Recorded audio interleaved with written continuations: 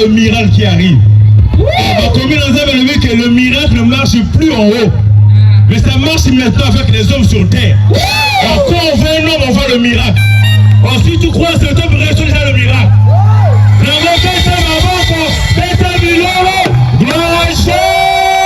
Merci.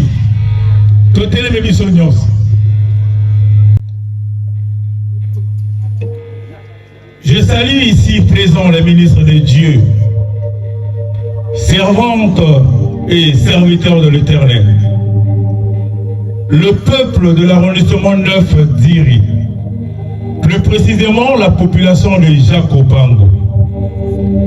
Je vais vous annoncer le miracle, celui qui marche avec le miracle, celui qui lorsqu'on le voit, on voit le miracle, celui qui témoigne qu'en moi il y a le miracle.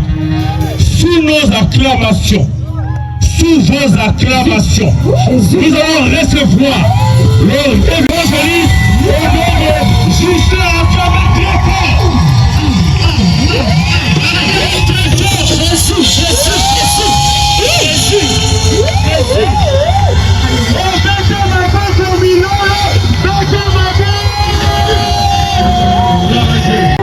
Alléluia. Est-ce que nous pouvons adorer Jésus? Amen, amen. Est-ce que nous pouvons adorer Jésus? Est-ce qu'on peut adorer Jésus? Est-ce que Banamea Basalia? Est-ce qu'on peut pas rentre en profondeur de l'adoration? On va adorer Jésus.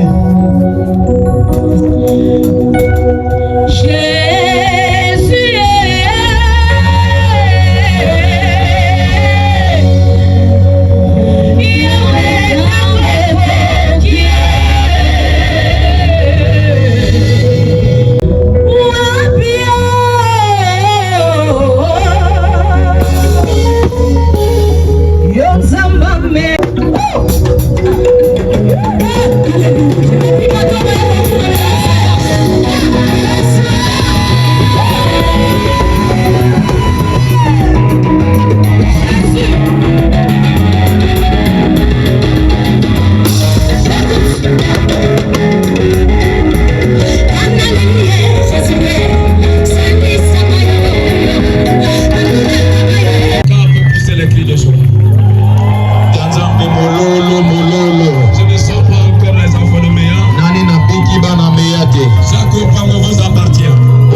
Opango eza ya bino. Opango t'appartient. Opango eza la kaya yomeya. Est-ce que quelqu'un sait qu'Opango nous est donné? Motomoka yebi kopango ba pesi biso yango. La Bible déclare dans le livre de Josué que tout lieu fleurit à la porte de votre pied, je vous le. Bon. Est-ce que quelqu'un qui a reçu possession peut s'élever les mains et dire ciel ouvert. On n'a encore rien senti. On n'a encore rien senti. Nani nabiki loka wate. Moi je ne prêche pas un Dieu awa na te akanzamba malili te. Je ne prêche pas un Dieu timide ni un Dieu froid. Nzamba malili na te akayete. Dieu que je prêche, Nzambo na te aka. c'est le Dieu qui a marché avec l'apôtre Paul. Nzamba tambola na Toma Polo. Le Dieu qui a marché avec l'apôtre Pierre. Oya tambola na Petelo. Celui qui au commencement était avec Abraham. Oya bandela zalaka na barayama. Celui qui ce soir est avec nous aujourd'hui. Oya pe poko lela zelongo na Les enfants de meilleur vont expérimenter la chose. Zambe bana meya ba kopika eloko ya chaque terrain na etando nyoso. Il y a une option particulière. À chaque lieu, esika nyoso. Il y a une dimension très complexe. Est-ce que quelqu'un est en train de comprendre? Je vais te sentir matin. Je vais te sentir. Là, c'est le temps de recevoir. Ma prédication. C'est pas sur les discours. Le ciel est ouvert. Le corps à l'eau les a pour les personne ne peut douter. Quel homme de Dieu déclare c'est ce qui doit s'accomplir. Connaissons le temps. Connaissons-le. Avoir un père qui dort au ciel. Il va prêcher devant ma parole. Est-ce qu'on peut dire encore ciel ouvert? Ciel ouvert. Zambalola. Lisons la parole. Zaya kotelema totanga maloba. On va lire notre verset phare. Tokotanga mama na biso bongonzela otozui. Vous allez écrire sur le mot et puis on va naviguer parce que je vois le temps est avancé. Bino boko komaka kali komi po totimbola ngo tango esekei. L'histoire en question du ciel ouvert, c'est dans le livre de Actes des Apôtres, chapitre 10. Wana li solo zolo ba bisolo les apreneza na mokande ya bongo ya batoma. Prends de 1 jusqu'à 16 et de 16 jusqu'à 48. 1 jusqu'à 16, de 16 jusqu'à 48. Tu n'as rien à lire, nous allons lire seulement sur le verset qui parle du ciel ouvert. Wanto kotanga kaka nzela moko ekotalisa bisolo la polele. Apelo la polele bongo bosopa ni bongo ya ngulu na nzambe. Lorsqu'on parle du ciel ouvert, tango bazoba na lola polele. C'est le moment où la révélation spirituelle est accès au miracle. Wana ni na tango mama moni bongo na nzambe talisi na bikambo. Lorsque le ciel s'ouvre, tango lole yebi ko fungwa. Vous avez automatiquement des révélations spirituelles. Nambala moko bozo ya mama moni uti lola. En même temps, vous avez aussi accès aux choses ou bien au miracle du Seigneur. Bokomi na makoki ya kokota na makambo te na bikambo na nzambe. Je réitère pour toi. Wana na bandeli pona yo. Le ciel ouvert, lola polele. C'est un moment ezali tango ou bien ça symbolise yango ezotalisa une communication directe et ininterrompue ezali wana bosololi ya bongo ya sembo bakokanga te entre Dieu et les hommes. mpe na nzambe na bato. C'est une période. Ezali wana eleko. C'est un moment ezali tango moko où l'homme est en face de Dieu. Wana moto aza mbunzu na nzambe. Où l'homme trouve la amabilité de causer avec Dieu face à face. Moto azuli koki ya kosona nzambe mbunzu na mbunzu. Là, je parle de ciel ouvert. Wana nazoloba na lola polele. Lorsque je parle de ciel ouvert, tango nazotanga lola polele. On me dit, on m'emmène quelque part. Bazomemanga na esika moko. Na moto oyo aleka na kelasi. Allez, lorsque tu parles de ouvert, tango bazoloba na kofongola. Quelque part ça a été d'abord fait. Wana tomoni esika moko bakangaki nano. Tu peux dire amen là-bas? Amen. Allez, lorsque je dis le ciel est ouvert, tango nazoloba lo les apolele. C'est qu'il fut un temps où le ciel était fermé. Ezalaki na tango o lo le yeba kokangama. Généralement quand le ciel est fermé, mingi tango lo la bakangi yango. Ça demande pas trop de Dieu. Yango utaka mingi na nzambe. Ça demande des hommes. Et utaka na bato.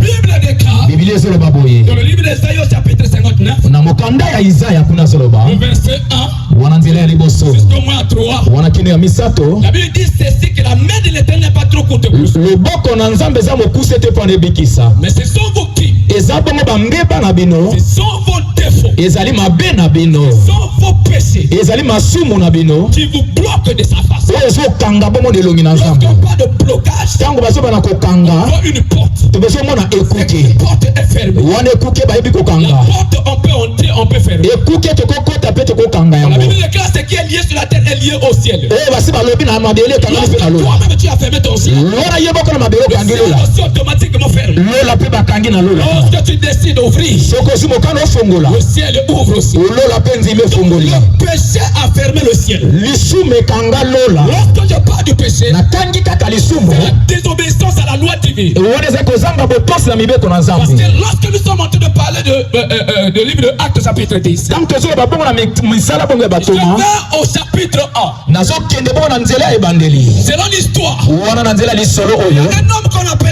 Corneille Moto moko babenga ye il Corneille. n'était pas chrétien. Azala mokristo te. Il était romain, Azalaki moroma. même était militaire. Momo mwamboti Il pe. était capitaine, derrière lui avait 100 personnes. Azalaki na bapete nsima na ye boyiki ya bato. Mais dans sa marche, Na kati etamboli na il ye marchait plus que même des chrétiens. akotambola koleka bongo Il bakristo. était païen. Azalaki Il est mopakano. romain. Azalaki moroma. Mais lui, Ye il marchait dans la piété. akotambola na ndenge akobanga Il marchait Nzambe. dans la droiture. Na kotambola na bosembo. Ce que mon fils David a fait ce soir, Oyo mwana nga Daudi asali. lorsqu'il y a l'offrande, Tango mbeka ezali. il y a des portes qui s'ouvrent. Ezali na bekuke efungwamaka. Corneille faisait l'offrande. Wana kone akokabela Il Nzambe. donnait l'aumône. Akokabole mpa na Nzambe. Il poussait ceux qui sont démunis. Azala kopesa baye oyo Il bazanga. faisait du bien aux autres. Azala kosala bolamu na Mais il bato. était toujours païen. Azala kaka mopakano. Païen qui cherchait le voisin moyen. Wana mopakano akoluka nzela. Un bon dribbleur. Azala koyeba kobeta ndembo Il malamu. voit offrande. Ye azotia tsobo Il malamu. y a ici l'intégrité. Awa asali bosembo. Deux façons de. Akoluka balolenge nini Il akokota. voulait atterrir dans le royaume.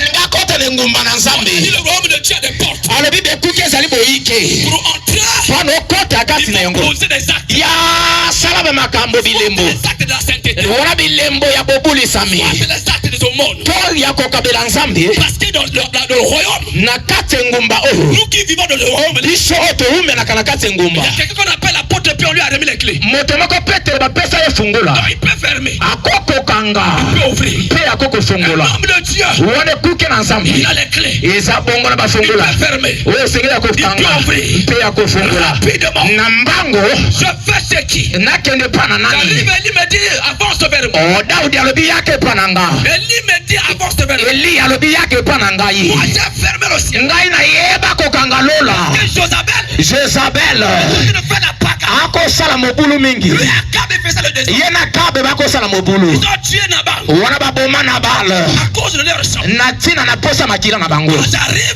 Tango nga Eliya na ye. commencer à adorer un faux Dieu. Bakoma kongumba mela Nzambe lokuta. Ils adoraient les Moloch. Wana bakoma kongumba mela bekeko. Dieu ploué. Nzambe ya mvula. Que dans ce pays-là, Na mboka oyo plein Dieu, ezalaka nsu na Nzambe il s'est te. levé matin. Eliya yeba kotelema. À ma parole, Apeta tolo na maloba na nga. maintenant, Sikawa. 3 ans, Mbula misato. c'est 6 mois. Na ndambo na yango. La pluie ne tombera pas. Mvula ekokita te.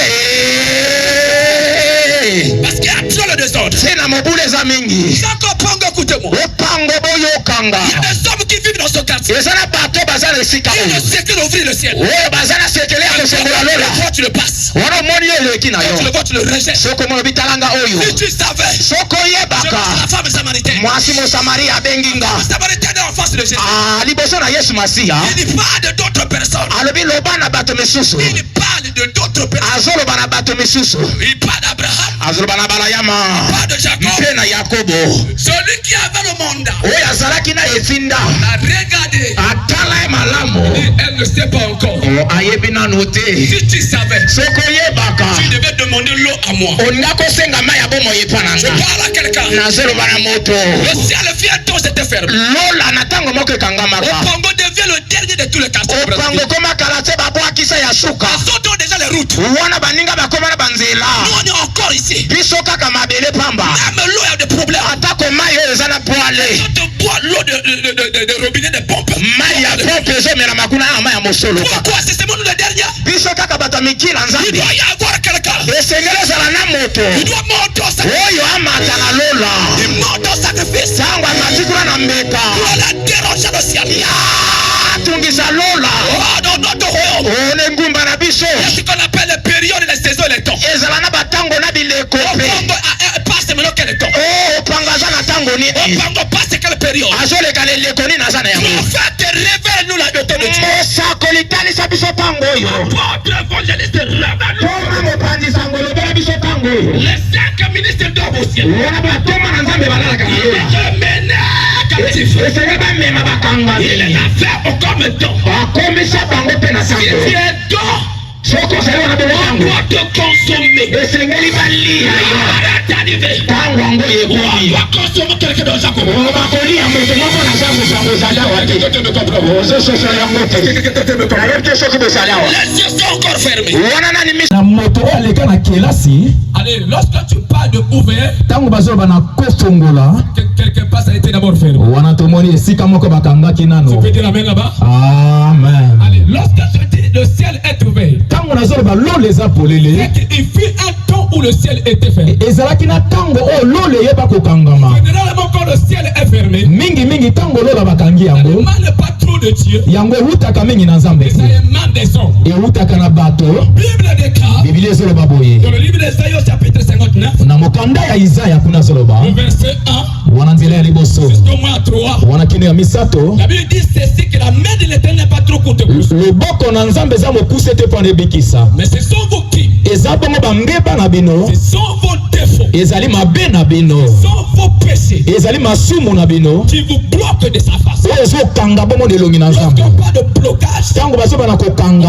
il y a une porte. tozomona ekuke Cette porte est fermée. wana ekuke bayebi La kokanga porte, on peut entrer, on peut fermer. ekuke tokokota mpe tokokanga La yango Bible déclare ce qui est lié sur la terre est lié au ciel. oyo basi balobi na mabele ekangami mpe na Lorsque lola. toi-même tu as fermé ton ciel, lola ye boko na mabele le okangi ciel lola, aussi automatiquement ferme. lola mpe bakangi na lola. Lorsque tu décides d'ouvrir, soki ozwi mokano ofongola le ciel ouvre aussi. lola mpe nzimba efongoli. Le péché a fermé le ciel. lisumu ekanga lola. Lorsque je parle du péché, natangi kaka lisumu c'est la désobéissance à la loi divine. wana eza kozanga botosi na mibeko na Parce nzambe. que lorsque nous sommes en train de parler de livre de Actes chapitre 10, ntango tozoloba bongo na misala bongo ya je batoma vais au chapitre 1. nazokende bongo na nzela ya ebandeli Selon l'histoire, wana na nzela lisolo oyo un homme qu'on appelait Corneille moto moko babenga ye Corneille n'était pas chrétien. azalaka mokristo te, Il était romain, azalaki moroma même était militaire. momwa mboti Il mpe était capitaine, derrière lui avait 100 personnes. azalaki na bapete nsima na ye boyiki ya bato. Mais dans sa marche, na kati etamboli na il ye marchait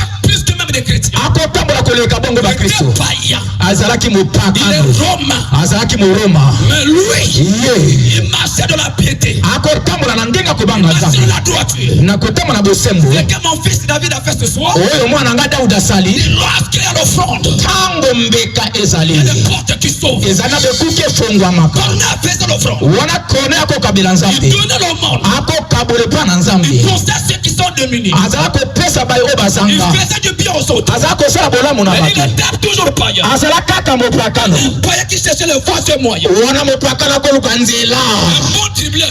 azala koyeba kobeta ndembo Il malamu va offrande. ye azotiatia bo Il malamu y a ici l'intégrité. awa asali bosembo Deux façons de... akoluka balolenge nini Il akokota voulait atterrir dans le royaume. ninga kota na engumba na Il nzambe dit le royaume de Dieu a des portes. alobi bekuki ezali boyike Pour entrer, mpona okota kati na il yango faut poser des actes. ya sala bamakambo bilembo Des actes de la sainteté. wana bilembo ya bobulisami Pas les actes de ce monde. to ya kokabela nzambe Parce que dans le royaume, na kati engumba oyo nous qui vivons dans le royaume, il biso oyo towumelaka na kati engumba y a quelqu'un qu'on appelle l'apôtre Pierre, on lui a remis les clés. moto moko petelo bapesa ye fungola Donc il peut fermer, akokokanga il peut ouvrir. mpe Un akokofungola homme de Dieu, wana ekuke na nzambe il a les clés. eza bongo na Il bafungola peut fermer. oyo esengeli akokanga mpe akofungola Rapidement. na mbango Je fais ce qui. nakende mpa na nani. Eli me dit, avance vers moi. o daudi alobi yake mpa na nga, Eli me dit, avance vers moi. eli alobi yake mpa na ngai, Moi, j'ai fermé le ciel. ngai nayeba kokanga lola. Et Josabel, Jezabel il ne fait la paga. akosala mobulu mingi, Lui, Akab, il faisait le désordre. ye na kabe bakosala mobulu Ils ont tué Nabal wana baboma na bale à cause de leur sang. na ntina na posa makila na bango. Quand j'arrive, ntango ngai eliya na ils ye ont commencé à adorer un faux Dieu. bakoma kongumbamela nzambe lokuta, Ils adoraient les Moloch. wana bakoma kongumbamela bekeko Le Dieu ploué. nzambe ya mvula. Que dans ce pays-là, na mboka oyo plus Dieu ezalaka su na nzambe te. Levé matin. Oh, Eli ayeba kotelema. À ma parole. Apeta tolo na maloba nanga. Maintenant. Sikawa. 3 ans. Oh, mbula misato. C'est 6 mois. Na ndambo na yango. La pluie ne tombera pas. Mvule kokita te. Parce qu'il y a trop le désordre. Sina mobule za mingi. Sako pango, écoutez-moi. Opango boyokanga. Il y a des hommes qui vivent dans ce quartier. Ezana bato bazana esika Ils oyo. ne sait que d'ouvrir le ciel. Oyo bazana sekele ya kosengola lola. Toi, tu le passes. Wana moni oyo ekina Quand tu le yo. vois, tu le rejettes. Soko mo bitalanga oyo. Si tu savais, Soko je yebaka. vois la femme samaritaine. Mwasi mo Samaria benginga. Samaritaine est en face de Jésus. Ah, liboso na Yesu Masiya. Il dit pas de d'autres personnes. Alobi loba na bato misusu. Il parle de d'autres personnes. Azoloba na bato misusu. Il parle d'Abraham. Azoloba na balayama. Il parle de Jacob. Mpe na Yakobo. Celui qui avait le mandat. Oyo azalaki na etinda. A regardé. Atala ye malamu. Elle ne sait pas encore. Oh, ayebi nanu te. Si tu savais, Soko yebaka. tu devais demander l'eau à moi. Olinga kosenga mai ya bomoi Je epananga. parle à quelqu'un. Nazoloba na moto. Le ciel vient donc c'était fermé. Lola na ntango moko ekangamaka. Opango devient le dernier de tous les quartiers. Opango komaka te babwakisa ya suka. Les autres ont déjà les routes. Wana baninga bakoma na banzela. Nous on est encore ici. Biso kaka mabele pamba. Même l'eau a des problèmes. Atako mai oyo eza na poale. Quand tu bois l'eau de robinet de pompe. Mai ya pompe ezomela makuna na mai ya mosolo kaka. Pourquoi c'est seulement nous les derniers? Biso kaka bato ya mikila Il nzambe. doit y avoir quelqu'un. Esengeli ezala na moto. Il doit monter au sacrifice. Oyo amata na lola. Il monte au sacrifice. Sango amati kuna na mbeka. Pour aller déranger le ciel.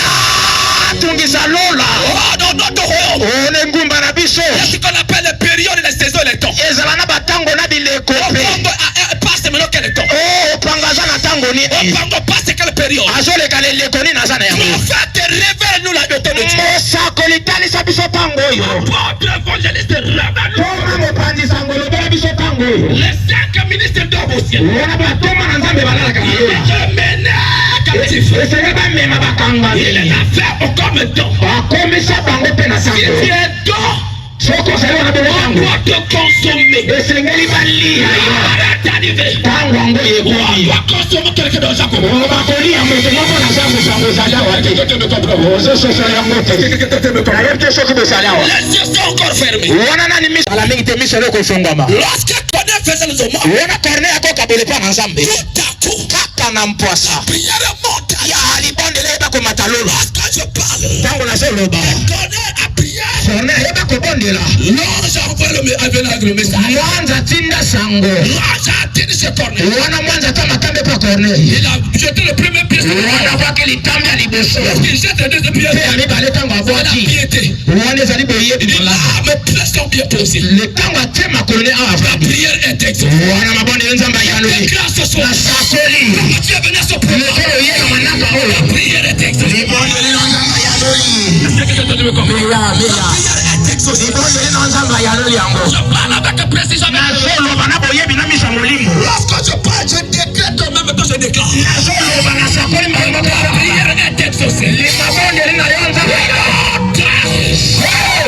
La prière est exaucée comment? Mabondele nzambe ayaloli ndenge nini. L'ange qui quitta ce Corneille Wana mwanza yeba kolonga pa Corneille. atterrit ses pieds. Akote pana Petelo. Pierre était sur la maison, Wana Petelo na ndako. sur le toit de la maison. Wana nasonga na ndako. Il tombe en instant. Wana kwea bongo na molimo. Qu'est-ce que Pierre voit? Wana yeba komona Il nini. voit une nappe Amoni bongo napi. qui a quitté le ciel. Etika lola kokita. Descendait Ezala kokita na mabele. avec les quadrupèdes, Wana bandeke nyonso na avec kati. les oiseaux. Wana bandeke na kati. Les Israélites, c'est les choses impures. Ezali mpe na baisraeli bamoni eloko ya mbindo. Et une loi, on ne peut pas manger les choses impures. Wana eza mobeko tokolia biloko ya mbindo te. La nappe qui descendait, Wana napi ezala kokita. descendait avec tout un peuple. Ezala kokita na libota mobimba. Un peuple qui a été privé de la gloire de Dieu. Ezalaki na libota oyo bapima bango bamona nkembo na Ce nzambe. peuple était hors Dieu. Ezalaki bongo bakomona nzambe Ce te. peuple était hors l'éternel. Libota yango baki na likoki te na Il ne nzambe. pouvait pas voir Dieu. Bakokomona On nzambe les te. appelle les nations. Babengi bango bikolo.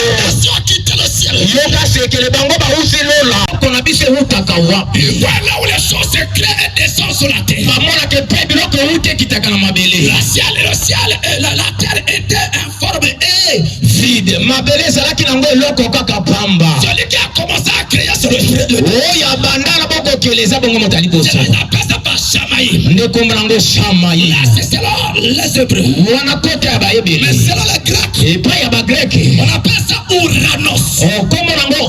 Lorsqu'on parle de Ouranos, c'est le grec. Il voit un siège. Là où les choses sont préparées. Je parle maintenant. Voici, il y a les marmites. Voici, il y a les marmites. La marmite va préparer un gâteau pour vous.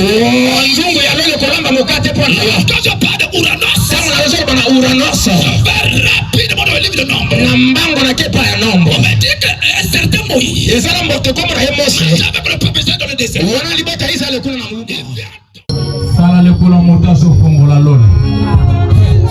Jésus. Je sens l'arrivée du ciel. L'arrivée du ciel. Le ciel est en train de descendre. Le ciel est en train de s'ouvrir. Les choses descendent. Je vois les choses terribles.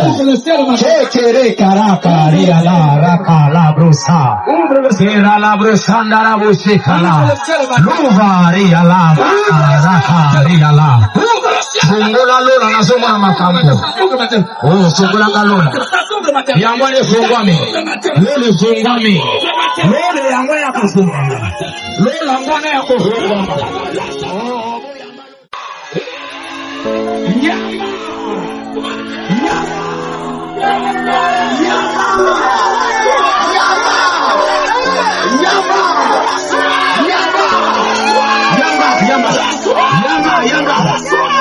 Yamba, Reka Labro, Manda Rabesi, Rimba Raka, Rabosa, Laibrekesi, Seka Labosa, Alai Manda Rabeseka, Seka Labuka, Rekaka,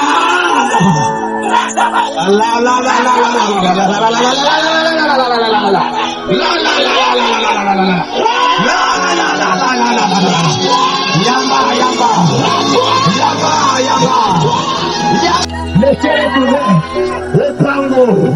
le pango, Yama,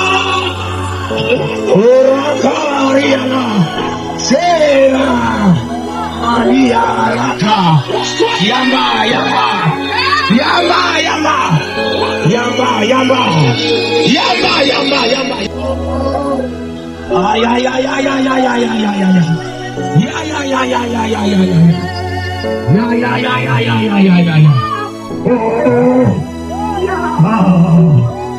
quelle atmosphère! Les anges de l'Éternel sont au Seigneur. Raka, Rika, Labro, Saka, Ifaikoshi. Manderebo, Sila, Ra, Riala, Mana, Rikelebro, Sa. Alléluia. Aïe. Comment ça fait maintenant?